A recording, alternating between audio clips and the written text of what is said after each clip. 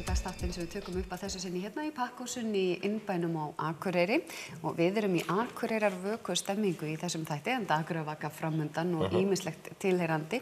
Við erum til dæmis hérna komin í smá svona draugastemmingu hérna í Pakkhúsinu enda verður draugagangan, hún sívinsæl á Akureyrarvöku. Við ætlum einmitt að tala hana. Við líka heilsa upp á Örnu Valsdóttur, listakonu sem opna sýningu helgina. Við ræðum aðeins Kvikindi, sem kvikmyndaklúbbur hérna fyrir norðan sem verður með sýningar helgina. Við ætlum líka að tala tónleika á Backpackers og við ætlum líka að heilsa aðeins upp á þá Bó og Bubba sem verður með tónleika hérna í Hofi í september. Svo ætlum við að gefa þennan síma. Heppnum áhorfanda eða Facebook-notanda sem hafur farið inn á annað síða N4 eða hjá ykkur hjá Akureyrastofu og skrifað hvers vegna hún ætti að, hvað hún ætlar að gera Akureyrarvöku. Voru leikreglunar. En kannski bara byrjum á því að Jón Gunnar, hvað að gerast á Akureyrarvöku? Það hellingur í gangi.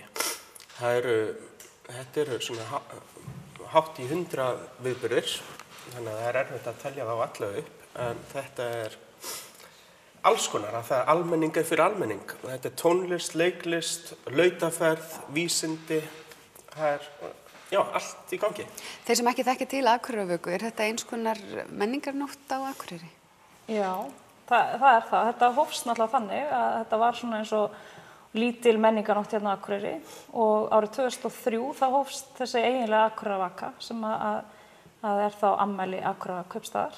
Þannig að þetta orðið svolítið gamalt hugtak og skemmtilega heitt. Að þið talar almenning fyrir almenning, þið voru að reyna að virkja íbúa og sem flesta til þess að taka þátt, vera með eitthvað prógram, hvort sem það hefði gert áður eða ekki. Hvernig gekk að virkja svona? Það gekk bara ótrúlega vel og í rauninni væri ekki hægt að halda upp á Akureyrarvöku nema með þátttöku íbúa. Og þetta er bæjarhátíð okkar allra og íbúarnir, það fullt af atriðum sem við vitum ekki einu sinni af sem eiga eftir að spretta upp og það það skemmtilega við Akureyrarvöku.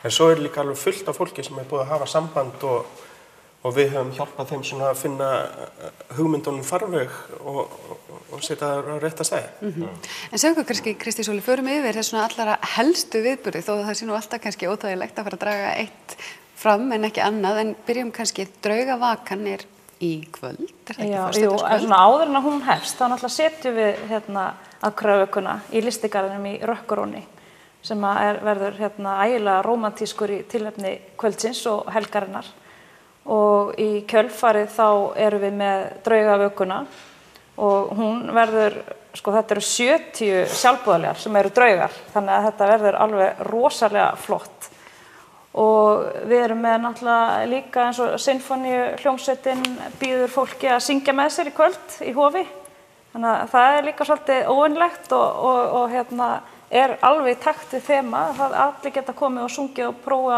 að syngja með sinfóníunni og svo eru rocktónleikar og Backpackers og lautarferðin í fyrramáli. Það náttúrulega verður ótrúlega spennandi að fylgjast með því af því að þar eru náttúrulega bæjarbúar sjálfir sem að skapa stemninguna og viðburðin sjálfan í heild. Ég það svolítið gaman að fylgjast með því að það var auglýst þessi lautaferð og þá heyrðum við strax að það vantaði eitt hverfi á Akureyri inn í þessa lautaferð. Já. Og íbúar í Naustakverfi voru nú ekki hrifnir af því að þeir væru skildir út undan. Hvað gerðist þarna? Já, þetta eiginlega bara, þetta voru frábærar umræður því að við fórum í gegnum hverfisnefndirnar og það okkar kanal til þess að ná til bæjarbúa. Og hverfisnefndir í Naustakverfi, hún bara því miður gat ekki tekið þátt og allt í lagi með það og við ákváðum því að auglýsa það þannig. Og við vorum ekki fyrr nánast búin að setja auglýsinguna á Facebook en að það skapast þessar umræður sem þú ert að vísa í.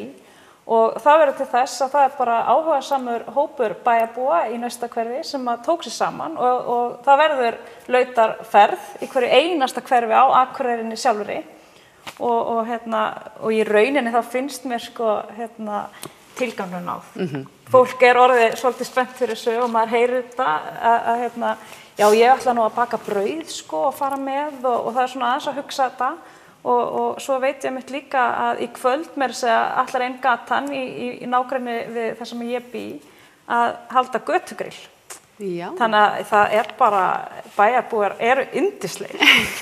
Þannig að þetta að nást svo sannarlega. Hvað síðan á laugardeginu að við höldum áfram þaðan sem hún hvarf í Lautaferði? Já, svo smám saman fyrir við miðsvæðis, niðri bæ. Þá tekum við rocktónleikar á hústakinu á Café Amor. Já, fyrst byrja Cuba Libre að spila, svona salsa-söflu og svo tekur sjálfsprottinn spjövísi við. Það verður ljóðadaskrá í portinu á götubarnum. Svo ljóða þjónusta í göngugötunni. Það eru veglistaverk sem eru í gangi bara yfir daginn. Og við ætlum ekki að gleyma Gítóvin okkar. Já, Gító van Helten byrjaður að mála veglistaverk á Amorveggi. Og hann í beinni útsendingu. Segðu okkur aðeins, stöldrum aðeins við hann. Hver þetta fyrir fólk sem ekki þekkir til? Þetta svona færasti vegglistamaður í heiminum í dag og hann hefur gert núna Ísland svo heppið að hann búinn að vera að gera verk núna á Íslandi alveg í Reykjavík, Vestmannaeyjum og Skagaströnd og Kópavogi. En hann hefur gert stórverk í Dublin og Melbourne og Edinborg og hugmyndin var svona fyrst að okkur langaði að fá veglistaverk á Amorhúsið svona í anda hans eða einhver gæti málað eins og hann. Þannig að við sendum fyrirspurn bara á Facebook og svo allt í einu var hann mættur. En þetta var ekki alveg svona einfalt að allt í einu var hann mættur. Það er út af því að fyrirtæki eins og Íslenski málarar og Slippfélagið og veitingastæðir hjálpuðust að og allir settu í púkk og þess vegna þetta flotta listaverk að verða til. Og hann byrjaði þess að í morgun og það hægt að fara allavega inn á N4 Facebookar síðuna til þess að finna eða inn á YouTube og finna þetta. Þá við erum að streyma. Og inn á Akureyrarvöku, náttúrulega Facebook. Já, það hægt að smetla linkinn og hvað nú meira spennandi en að horfa á málara vinna. Þetta svolítið spennandi að sjá í rauninni listaverki bara.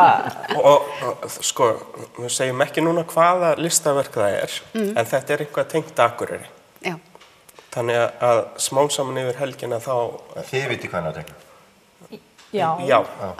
Þau eru innanbúðar upplýsingar. Þetta náttúrulega líka svolítið skemmtilegt af því að þetta svona raunsæismynd sem hann að gera. Já.